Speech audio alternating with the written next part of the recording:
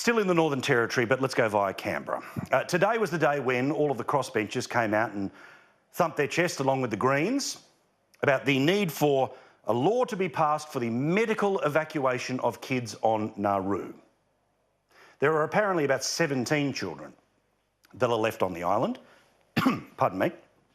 17 children left on the island, and Kerryn Phelps, this was the number one thing that she wanted to achieve after taking up her position in the Parliament.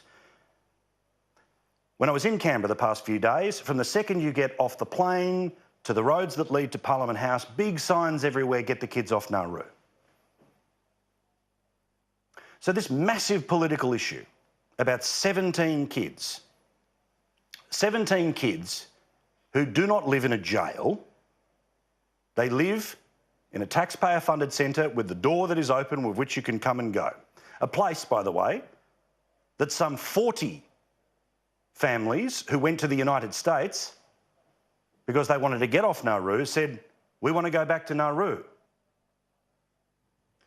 Well, these people and these politicians are posturing people who truly are doing the country a disservice. I'm not talking about even border security. I'm talking about what is their responsibility. They want to bleat and carry on and cry that they care about children. They want to stand there and talk about what's happening in Nauru because of a medical emergency, a psychological emergency, a sexual abuse emergency. Well, what about the Northern Territory? Every single one of the MPs who stood up in front of those cameras today have said nothing about the hell that is what is happening in regional Australia, particularly in the Northern Territory. Their responsibility is to be Australian politicians, but they don't give a stuff about the problem that is their responsibility. Instead, let's posture about the one that isn't. Because 17 kids is a whole lot easier to solve than the real problem in Australia. Have a look at some numbers that come from the Northern Territory government. You don't have to be a genius to work out that just 5 years ago, 12,000 cases of abuse were being reported to the Northern Territory government. 1, 2, 3, 4, 5 years later, it's 24,000. 24,000. Yet the posturing and carrying on in Canberra is about 17 kids in another country. And when we talk about the age group of the kids that are the ones that are being neglected and abused, that is equally shocking. By far the biggest number are 0 to 4 years of age. 7,675. It goes up and up and up every freaking year. Yet these people say the great moral challenge, the hashtag of our times, the thing to put billboards in front of our freaking national capital is 17 kids in Nauru. Don't come at me with your fake compassion, with your wobbling voices, and with your bleeding hearts that we must do something, when you do nothing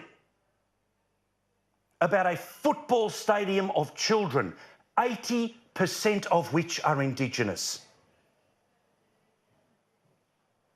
Just in the past couple of years, we've told you the stories about babies that are born with syphilis, babies that die because their mother has syphilis, 6-year-olds that are being attacked with machetes, 2-year-olds that are being raped.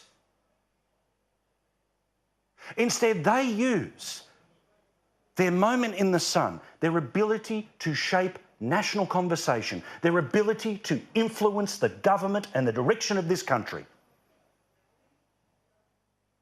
on 17 kids in Nauru. Now, I am not saying we should not care about the 17 kids in Nauru, but where the hell were these people when it was thousands of kids in Nauru? Where were they when it was hundreds of kids in Nauru? They are there because their parents decided to break the law. Their parents decided to pay a people smuggler. That doesn't mean those children should suffer. But that's why the government has moved hundreds and hundreds and hundreds of children out of those centres. But it's the problems with their parents that mean 17 are still left. Yet last night I saw it with my own eyes. The crossbenchers were all clinking bubbly and laughing in the corridors of Canberra with their newfound power, their newfound ability to be able to troll the national debate. They don't care about Aussie kids because this is the too hard basket. Yet again, a generation of children are in the too hard basket. Look at the graph again, the past 5 years. Now you can tell me that reporting standards have got better and all the rest of it, but it's double. Despite billions of dollars and all the best will in the world and closing the gap and saying sorry and every freaking speech and every freaking march, it gets worse. I see with my own eyes how broken and how poisonous our politics is. Whereas they clink glasses of champagne in the corridors, the kids in the bush are somebody else's problem. You have the power to do something.